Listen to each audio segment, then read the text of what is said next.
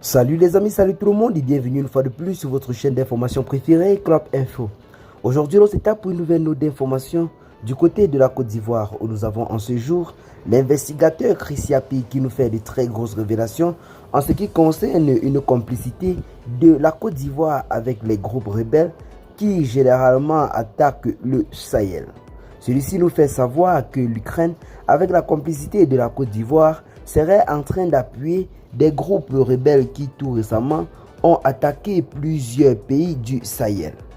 Et bien les amis, c'est dans certaines révélations postées clairement sur sa page YouTube que Chris Yapi nous fait clairement connaître ceci. C'est une révélation très lourde et porteur d'essence. Il affirme clairement que je cite: Alassane Ouattara et l'Ukraine recrutent-ils des jeunes Ivoiriens pour former afin de combattre et déstabiliser les pays de l'AES. Abidjan, désormais la capitale et la base arrière de déstabilisation projetée de l'AES par la France, l'Ukraine et Alassane Draman Ouattara. C'est le prix du 4e mandat. Des informations font état de ce que la Côte d'Ivoire est la plaque tournante d'un recrutement de jeunes Ivoiriens pour mettre en place une milice capable de combattre efficacement aux côtés des forces du mal dans la sous-région.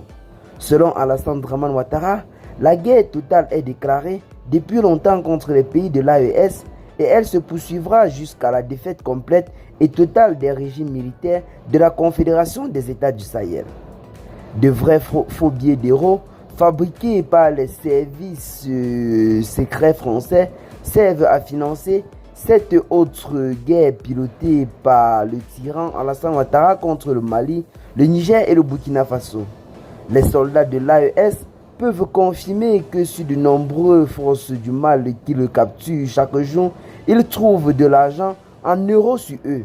La bonne question est de savoir comment ces rebelles se procurent donc cet argent ou alors ces forces du mal se procurent des devises européennes.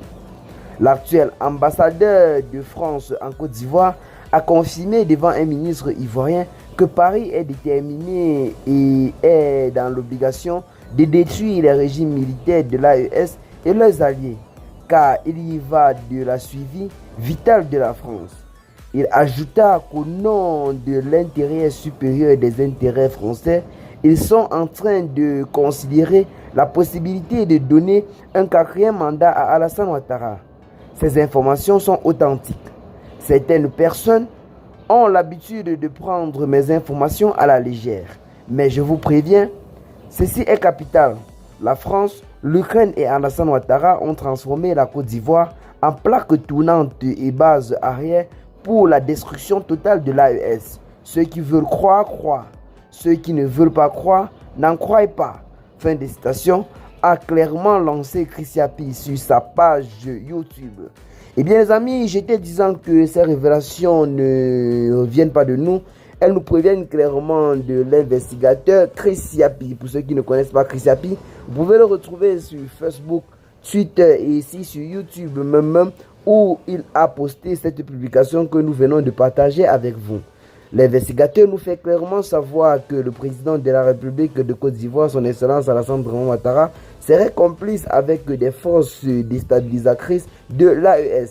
Parmi ces forces déstabilisatrices, il cite clairement l'Ukraine qui, depuis quelque temps, s'est présenté comme étant le premier pays européen déstabilisateur de l'AES ou alors du Mali en question, notamment depuis le poste de l'ambassade ukrainienne du côté du Sénégal où il avait clairement affirmé que son pays a fourni des renseignements aux rebelles qui tout récemment ont attaqué les forces armées maliennes dans la partie septentrionale, notamment dans la localité de Tinzaouaten, une localité située à quelques kilomètres de Kidal, à la frontière avec l'Algérie.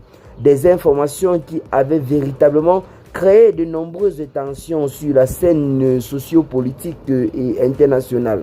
Nous avons vu le Mali et le Niger qui, pour répondre à ceci, a immédiatement rompu toutes ses relations diplomatiques avec l'Ukraine. C'est le Sénégal qui, contrairement au Mali et au Niger, a préféré adopter une posture de sanction plus légère en interpellant juste le diplomate ukrainien à plus de retenue. Eh bien les amis, c'est là en quelque sorte la véritable tension qui se fait ressentir en ce moment dans la sous-région.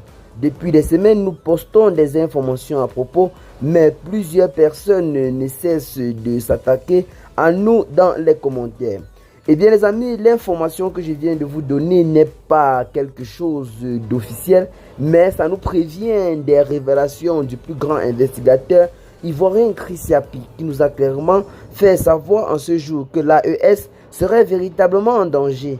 Et le pays qui a été choisi pour le déstabiliser est bel et bien la Côte d'Ivoire.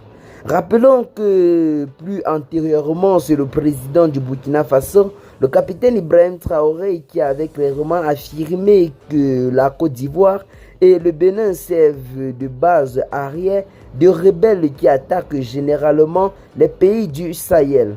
C'est une intervention qui, en quelque sorte, intervient juste quelques temps après celle du général Tchani, qui avait soutenu également la même chose. Ceux-ci accusant clairement leur pays voisin, à savoir le Bénin et la Côte d'Ivoire, d'abriter des bases rebelles et terroristes qui généralement attaquent les pays du Sahel. Eh bien les amis, telle est là l'information du jour.